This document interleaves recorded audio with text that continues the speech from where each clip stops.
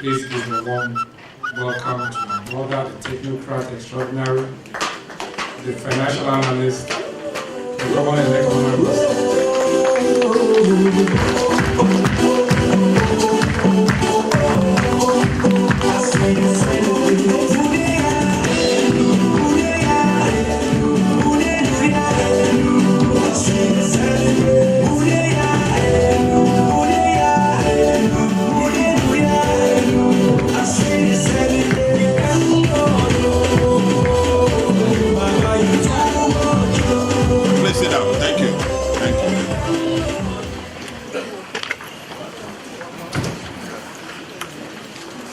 Well, the Executive Governor of Anambra State, Mr. Peter Obi, CON, ably represented by the Commissioner for Information, Joe Martin Suzanike, the Royal Father of the Day, Igwe Rolando Debo, Igwe Abogun Teje. Ladies and gentlemen, permit me to stand on the protocol established by Professor Dara Akunyili. Ima Ogembo, I say, Igbo Kwen, no say, yeah. During our campaign, I put we are casting the man as a lyrica. So if I never say Igbo Kwen, I say, Nkebezioku. Igbo Kwen, Igbo Kwen, Igbo Kwen,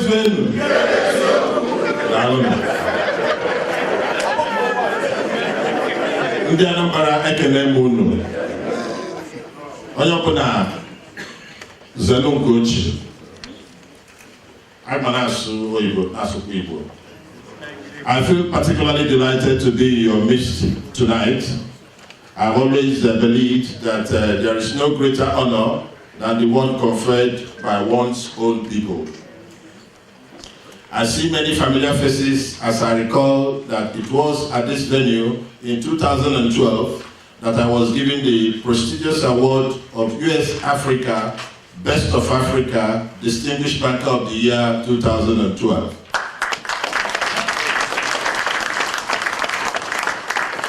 I am in company of friends.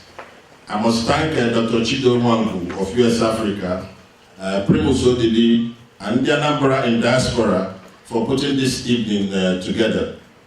Please join me. Let's put our hands together for them.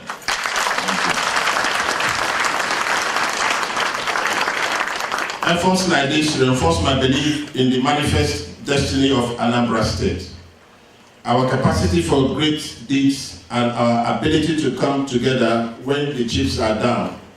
These are the little acts that make me proud and of who I am and of who we are. In Nigeria today, as in the diaspora, there is an erroneous belief that Igbos are never united in pursuit of any common purpose and that we cannot work together. Some people have even said that Igbos do not love one another, but that is not true. Once in every while, something happens to expose that notion as a lie. This gathering is one of such instances.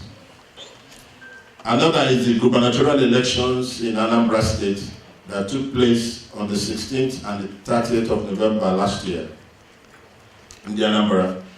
The overwhelming support I received from you all here in diaspora and in Nigeria that ensured my emergence as the governor-elect of Anambra State is a proof that our people can act together as one in pursuit of a common goal. I must crave your understanding at this juncture to ask you to put your hands together for yourselves for remembering Anambra in our prayers all through the early days of the campaign. On behalf of my family, I thank you for your kind support and prayers. Let me also assure you that with your continued support and prayers, we shall lift Anambra State up to its deserved place as a frontline state in Nigeria. It is in this respect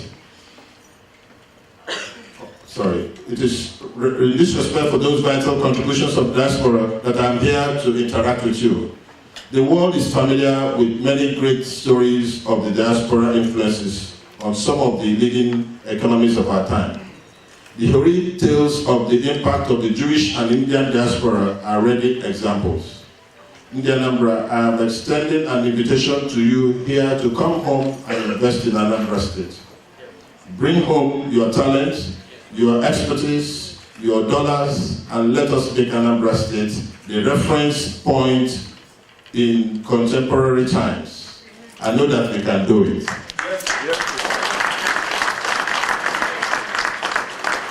In the Anambra, we have a collective responsibility to build the Anambra State of our dream. We must all get involved. We must remember that according to the Anglo-Irish political philosopher Edmund Burke, the only time necessary for evil to triumph is when good men do nothing. In the Anambra, that is why I'm involved. After 8 glorious years of Apga leadership of the state under His Excellency Konopito B. CON, Anambra has abundance of what I call the economic enablers. Those of you who have visited home in recent times can attest to the fact that the Governor B has laid a solid foundation in the aspect of good roads, education, healthcare, security, attraction of foreign investments, etc. These are the basic fundamentals of growth. They are also the existing foundations upon which my administration will take the anchor. Having said this, you may naturally want to know what I have for the Anambra State. My plan for Anambra State is quite simple. It is grounded on what I call the Anambra Wheel of Development, which revolves on 4 pillars. Pillar 1, agriculture. Pillar 2, oil and gas. Pillar 3, trade and commerce. Pillar 4, industrialization. These are the core areas of focus for my administration. I will quickly offer some insight into these core areas. Pillar 1, agriculture. Anambra State is blessed with 100% of rich arable land. Places like Ayamelum, Obaru, Anambra East, Anambra West, Urumba North and South are unique in this regard. My administration has a 4-year agricultural transformation agenda which will catalyze growth in this sector through highly mechanized agricultural best practices.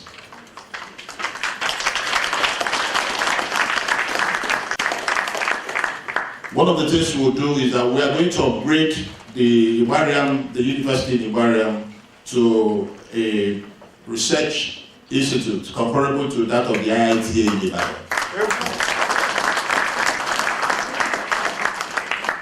In addition, my administration will facilitate agricultural credit scheme for small-scale farmers, fertilizer subsidy scheme for subsistence farmers, and various counterpart funding schemes to boost fund security in Anambra State, food security in Anambra State.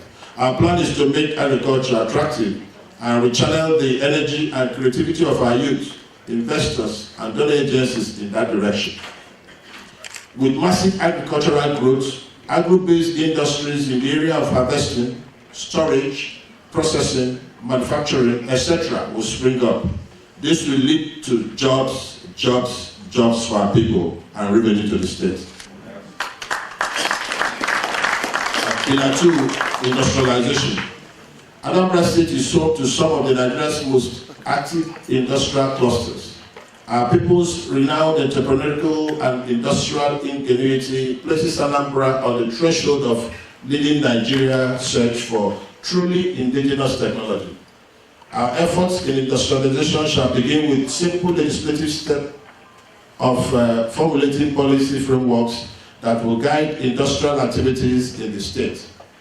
Top on our agenda is the encouragement of the formation of industrial clusters through the provision of land, basic amenities, and necessary incentives.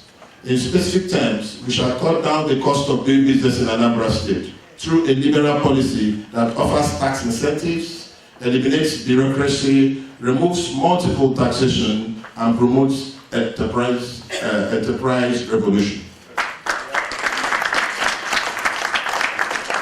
In addition, we shall roll out definitive policy on private-public partnership that will jumpstart industrialization in Anambra State. A direct outcome of all our plans for industrializing Anambra State is jobs, jobs, and more jobs. Trade and commerce. Trade and commerce are second nature to the Anambra. Onitsha main market is reputed to be the largest in all West Africa, while Nkwandewi auto spare parts market is unique in the country. Our people have demonstrable competence in trade and commerce, and this is an advantage we hope to mine. Our work shall essentially be in expanding our possibilities in this regard. We shall adopt the shopping mall approach to remodel our markets and boost their overall appeal. This is the direction of shopping habits today. We will renovate to build basic infrastructure at our existing markets. Our objective is to make buying and selling in the state a memorable experience. We shall also build a cargo airport within the proximity of Onitsha and expedite actions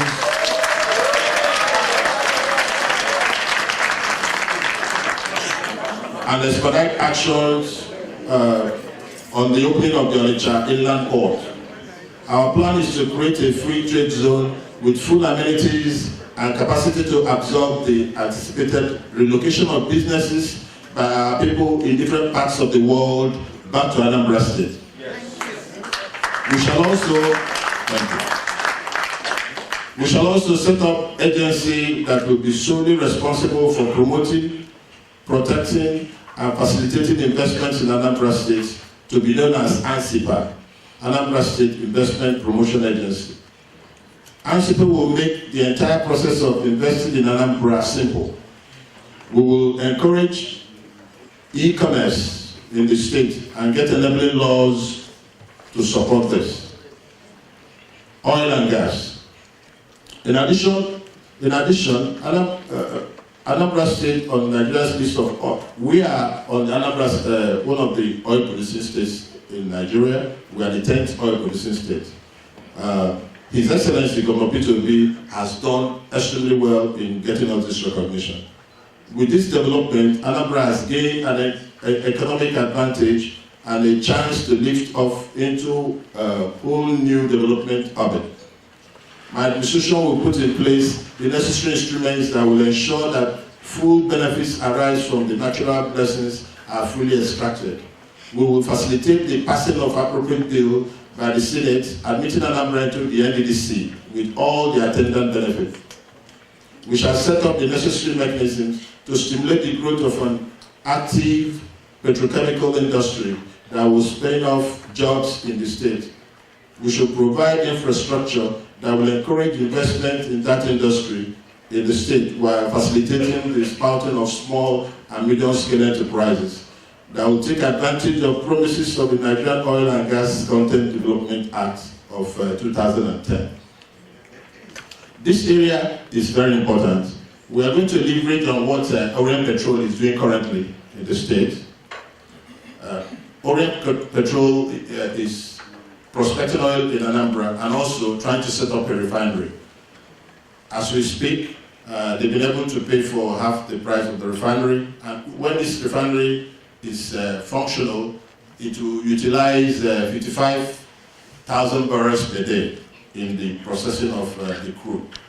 And this is an exciting opportunity for us because it will also lead to, we all know the byproducts of refining, and oil and gas companies or industries will spin off from there. And again, that's jobs for our people. Earlier I mentioned the fact that we're going to set up an airfield. We are going to leverage on the license by Orient Petrol to do an airfield. You did only 3.5 kilometers to do an international airport, but Orient has a 10-kilometer span, the Sugwe, Umweri area. And what they have in mind actually is a situation where those refined products, the ATK that comes from refining, is stored in that area. And international flights, if you will, at the appropriate time, and cargo traffic can land in that area and take fuel. They also intend to do hangar where there will be maintenance activities for some of the planes and a lot of activities. So it's an exciting thing that will open up the state. Coupled with the fact that you are aware that the Onitsha port is fully ready. What is left is the concessionaire. As soon as that is appointed, some of those things will begin to trickle in business activity. You know, most of you also are aware that although it's very slow, the dredging of River Niger is going on. You know, you can just visualize the situation where those ports, that the port in Onitsha starts working, the airport in Subumweri area starts functioning, and international flights come to take fuel or whatever in that area or maintain, you know, clearly there will be an explosion of economic benefits, activities for our people. That's the kind of thing we are looking at.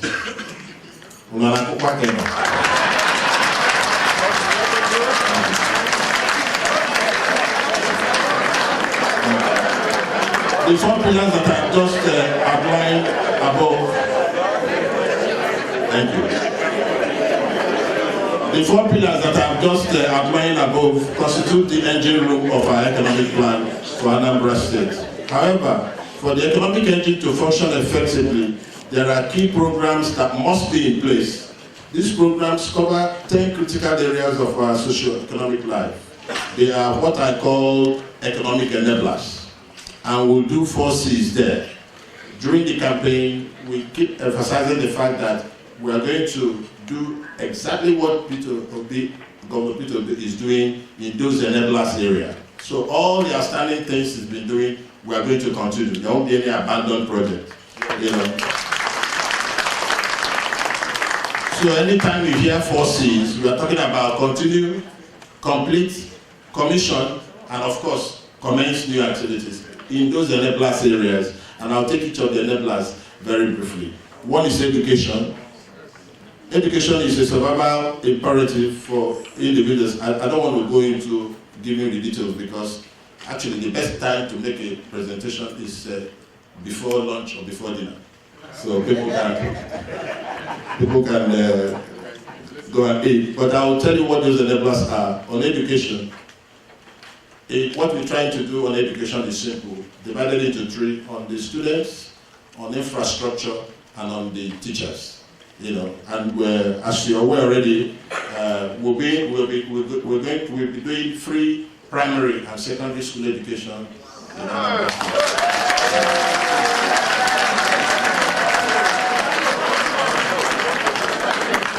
It is not new. In Anambra today, primary school and SS1 of the secondary segment are all free. I'm only adding 2 and 3 to complete the lot. So it's not, and the financial implication is not much. So we've crunched the figure and we know it's doable.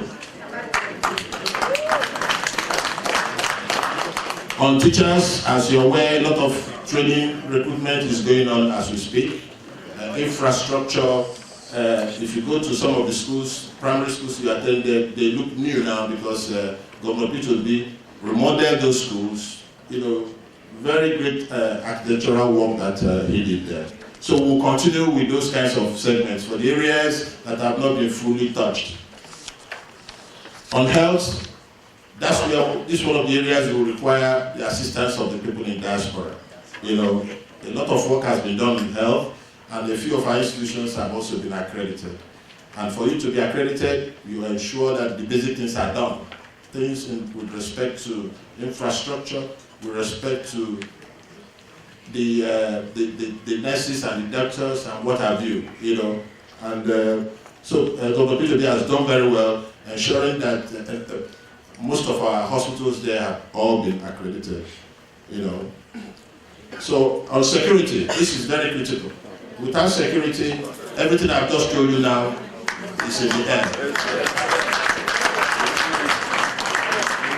According to Thomas Jefferson, one of the founding fathers of this great country, eternal vigilance is said to be the price of liberty. That's right.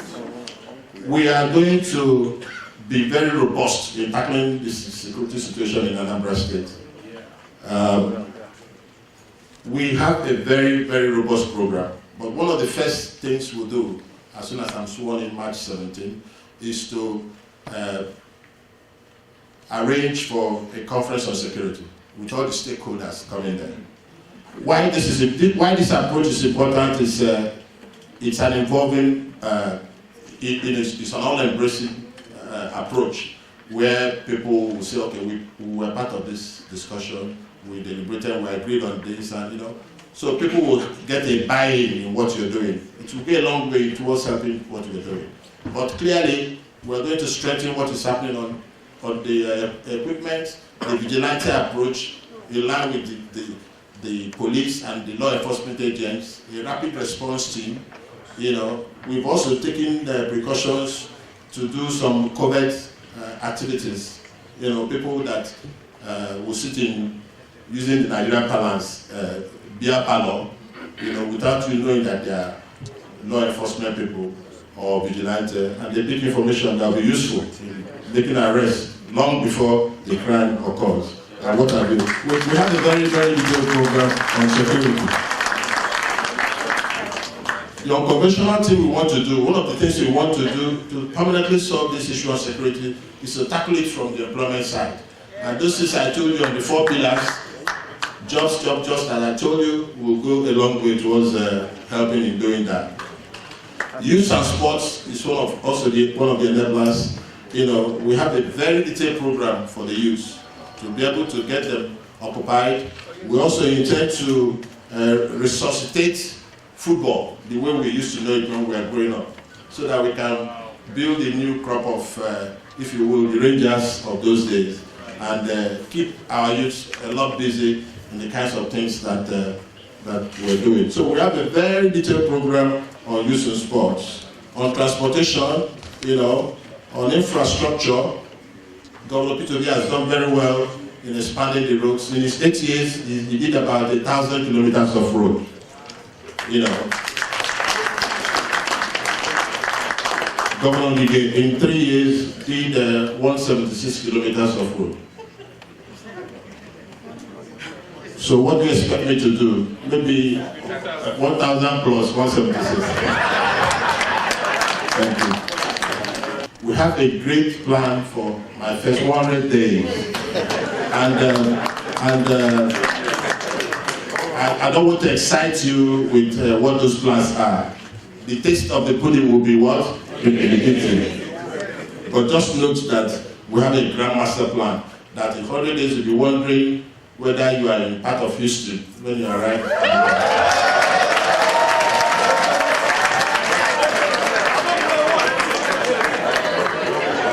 On housing and urban planning, we are going to work on the Awka Capital Master Plan. To show the importance attached to this, I will have a commissioner in charge of Awka Capital Territory Development, just to focus and ensure that Awka looks more like the capital it is. We're also doing we're going to do a lot of work on housing, you know, just in line with what Governor Peter Obi has been doing. We are going to work in the direction.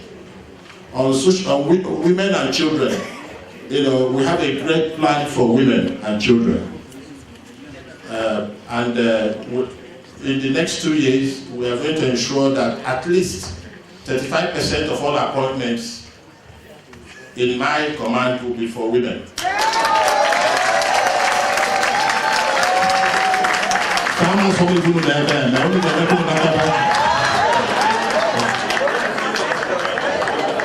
On social infrastructure, under social infrastructure, we shall embark on extensive public service upgrade infrastructure of the judiciary to ensure that we continue the continued provision of good governance. To that end, we have broken down our focus areas on social infrastructure into 3 parts: civil service, the judiciary, and the legislature.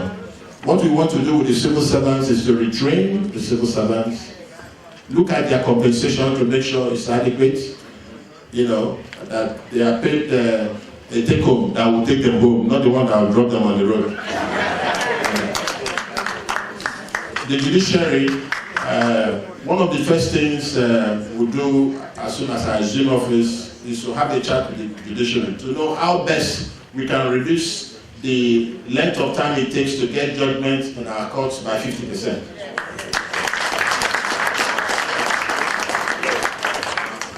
In conclusion, in Anambra, our plan for our beloved state is very ambitious and large. I've just given you a summary of the major plans of our work plan. I have no doubt from my little talk today that with your support, we are going to make a lot of impact. It is true that the challenge is big, but I'm confident that together we can really achieve this. I will close with the words of the Africa's greatest man ever, Nelson Mandela, who observed that sometimes it falls on a generation to be great. You can be that great generation. Let your greatness blossoms. Thank you. God bless Anambra State. Thank you.